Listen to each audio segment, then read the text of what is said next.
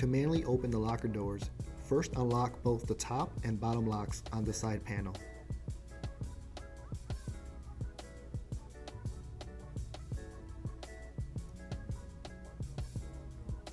All along the side panel from top to bottom are individual door lock mechanisms corresponding to each door location.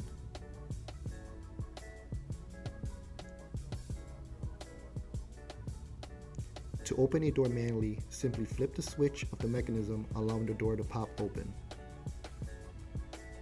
On the other side of the machine, the same layout is applied. Again, flip the switch to open a door. To remove, unscrew the nuts in place with a tool, such as a ratchet with a 5/16 socket as shown here. You can also use a screwdriver with a socket adapter or drill. When replacing a new hinge, place the hinge's holes through the bolts, then install the washers, followed by the nuts.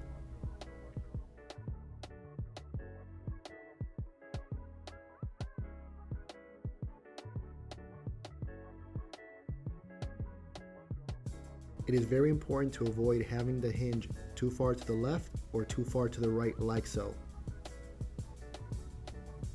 Looking at this image, we see a slight opening on the sides of the bolts, meaning the hinge is correctly in the middle location on the inside of the door, allowing for a proper door closing and opening.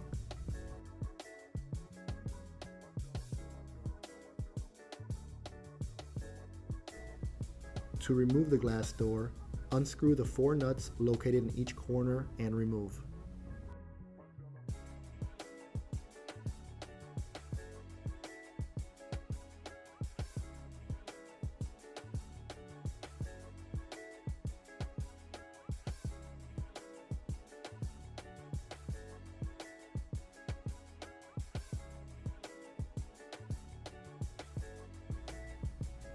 To replace glass, follow the steps in reverse order.